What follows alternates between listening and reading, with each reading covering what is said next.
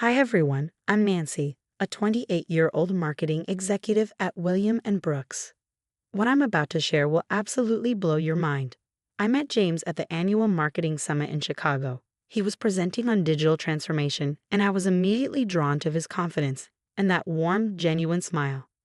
During the networking mixer, we hit it off instantly, bonding over our shared love of true crime podcasts and spicy Thai food. "You're different from the usual corporate types," he said, cracking me up with his spot-on impressions of stuffy executives. Our first date was supposed to be a quick coffee, but it turned into 5 hours of nonstop conversation at a little hole-in-the-wall pizza joint. Within 6 months, we were inseparable. My best friend, Sarah, couldn't stop teasing me. "Girl, you're glowing. But have you met his mother yet?" she asked during one of our weekly coffee meetups. "Not yet," I replied. "He says she's a bit traditional." Traditional turned out to be a wild understatement. The first time I met Patricia Anderson, she gave me a look that made me feel like a contestant on The Price is Right, and I was the consolation prize. "So you work in marketing?" "How quaint," she said, the word dripping with disdain. I always thought James would end up with someone from our country club circle. Victoria Matthews, for instance, her family has such a lovely summer home in the Hamptons. James squeezed my hand under the table. "Mom, Nancy just landed the Johnson account. It's the biggest deal her firm has ever seen." "How fortunate for her company," Patricia replied with a tight smile. Despite her frostiness, James proposed a year and a half later. It was perfect, until the wedding planning began.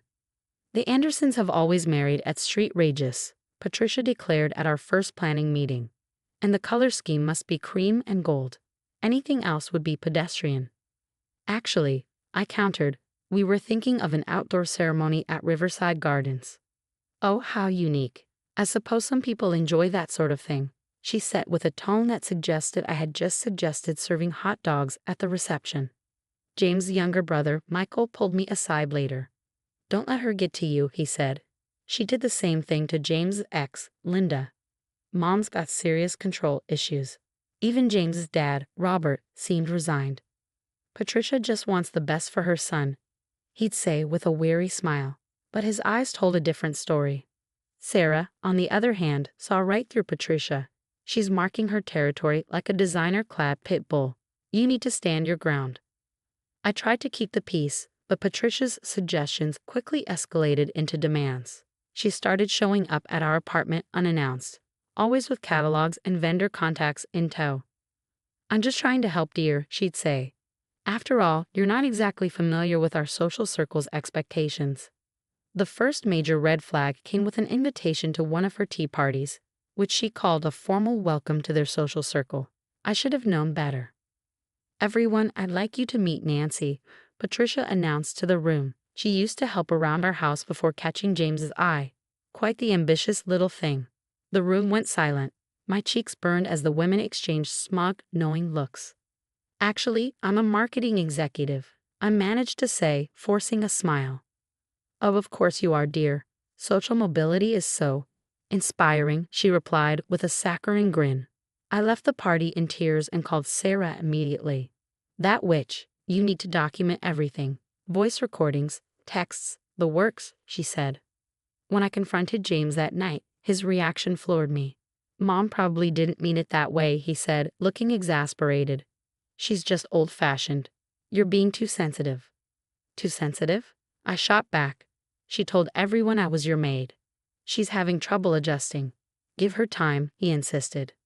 That's when I got a message from Linda, James' ex. "I saw what happened at the tea party," she wrote. "Patricia did the same thing to me. She told everyone I was a waitress who served James at a charity event. I was a pediatric surgeon when I met Linda for coffee. She spilled everything. Patricia had shown up at the hospital during my surgeries, telling James I was unavailable because I prioritized work. She even tried to convince my supervisor to schedule me for holidays when the Andersons had events. It was shocking, but not entirely surprising. Sarah, my best friend, had already helped me start a log of Patricia's behavior. The accidental wine spill on my presentation notes before a big meeting. The rumors she spread at the country club about my humble beginnings. The constant guilt-tripping of James about missing family events. "Remember when you wanted to be a teacher?" Patricia asked during dinner one evening. Before that marketing phase, the private school board still has an opening. Mom, I love my job, James said, his voice tight. Family businesses need attention, darling. Nancy surely understands that her career might need adjusting. I watched James closely, searching for a flicker of resistance, but he just stared at his plate, pushing food around with his fork. That night, as I lay awake, the truth hit me. This wasn't just about me. Patricia had a pattern, and I was merely her latest target. But unlike Linda, I wasn't going to disappear quietly. I needed evidence, allies, and a plan. Little did Patricia know, her perfect tea party had set the stage for her biggest mistake. The isolation started subtly. Our couple friends began canceling plans. My calls went unanswered.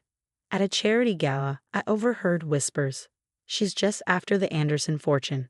Patricia said she caught her snooping through Robert's office for financial documents. I confronted James that night.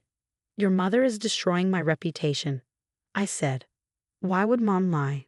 Maybe you're just not making enough effort with her friends, he replied. Then came the emergencies, my birthday dinner. James rushed out because Patricia had fallen. My big presentation. She had chest pains. Every time, she miraculously recovered as soon as James arrived. The final straw came when my boss called me in. Nancy, someone has offered to invest heavily in our firm, on a condition we let you go. They've raised concerns about your professional conduct. Was it Patricia Anderson? I asked, my voice shaking. His silence was answer enough. That afternoon, I ran into Emma, one of Patricia's closest friends, at the coffee shop. She looked troubled. I overheard Patricia on the phone. She said, she's planning something about you and that new intern at your office. She mentioned photos. And James. My blood ran cold. The next evening, Patricia invited us to dinner. As we arrived, the young intern from my office was just leaving, looking confused. Oh, Thomas, thank you for dropping off those contracts, Patricia said sweetly. What contracts? James asked. The ones Nancy asked him to bring. They've been working very closely lately. That's a lie, I snapped. I've barely spoken to him. Then explain these, Patricia said, pulling out photos of Thomas and me at lunch. A concerned friend took these. You seem cozy. It was a team lunch, I said, my voice shaking. The entire marketing department was there. Those photos are cropped. Emma's voice rang out from the doorway. I watched Patricia plan this whole thing, she said, holding up her phone. Here's a recording of her instructing the photographer. Make sure you only get shots of Nancy with a young man. Nothing else. James's face went pale. Mom, he stammered. I was protecting you. Patricia cried. She's not good enough for this family. Michael stepped into the room, his expression grim. Like you protected James from Linda and Amanda before her, he said. Should I tell him about Dad's secretary who quit because of your rumors too? Michael. Patricia hissed, her composure cracking. No, Mom. James needs to know. Every relationship, every friendship that didn't fit your plan, you destroyed them all. James turned to me, his face stricken. Nancy, I'm so sorry. I should have. Should have what? I interrupted. Believed me? Protected me? I did everything to make this work. I tolerated the insults, the lies, the manipulation. But I won't let you destroy my career or my dignity. I pulled out my phone and showed James the texts, recordings, and witness statements I collected. I'm done, I said, my voice steady. I deserve better than this.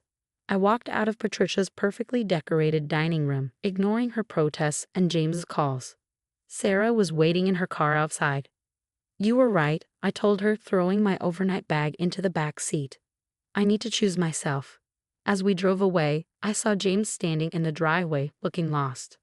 But for the first time in months, I felt found. Life got exponentially better after I moved into my own apartment. 6 months of peace and focusing on myself felt like oxygen after drowning.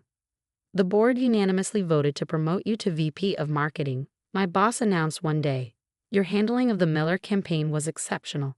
You've brought in more revenue this quarter than any VP before you. Meanwhile, Patricia's carefully constructed world began to crumble.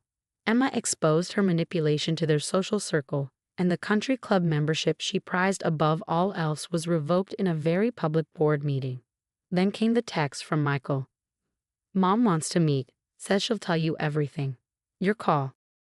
I thought about Michael's message for days before agreeing to meet Patricia. The cafe was quiet, almost somber. When she arrived, I barely recognized her. The designer outfit was replaced with simple, worn clothes. Her perfectly styled hair now showed streaks of gray. Even her usual imperious posture was gone. "Why?" I asked, my voice steady despite the storm of emotions churning inside. "Why did you do it? All of it?" Her hands trembled around the coffee cup. "I grew up poor," she said finally. "My mother cleaned houses. When I married Robert, his family treated me exactly how I treated you. I swore my children would never marry beneath our status." She paused, her voice cracking. "I became everything I once hated." "That doesn't justify destroying people's lives," I said, keeping my tone firm. "No, it doesn't," she admitted. "I thought I was protecting James. Instead, I turned into my mother-in-law. I controlled, manipulated, destroyed. I lost myself in this persona I created." She told me Robert had filed for divorce after uncovering her manipulations in their family business. Multiple lawsuits followed when her interference came to light. The world she had carefully constructed had crumbled, and she was left to face the ruins. A few weeks later, James asked to meet one last time at our old favorite coffee shop. He looked more grounded than I'd ever seen him. "I've been in therapy," he said. "I realized I was hiding behind Mom because I was afraid of failing on my own. Letting her control everything meant never having to take responsibility." "And now?" I asked. "Now I know I lost something real because I was afraid of being real myself," he said, his voice heavy with regret. "I'm sorry I wasn't strong enough to stand up for you." Linda called shortly after. "Fate finally caught up with Patricia," she said, almost gleeful. "How does it feel?" I asked her. "Honestly, I don't think about her anymore," she replied. And she was right. While Patricia faced the fallout, divorced, sued, and banned from the social circles she once dominated, I was thriving. My team won a national marketing award. I began teaching at the local university. Most importantly, I was free. Yesterday, Patricia sent me one last letter. "I know it's too late for forgiveness, but I want you to know you were always better than me, not because of status or money, but because you never let anyone dim your light. I dimmed mine so long ago I forgot it even existed." I didn't respond. Some bridges are meant to stay burned, and some apologies come too late. The last time I saw Patricia, she was sitting alone at a cafe. No designer bag in sight, no social circle to perform for. Our eyes met briefly. I smiled, raised my coffee cup in a small salute, and walked away.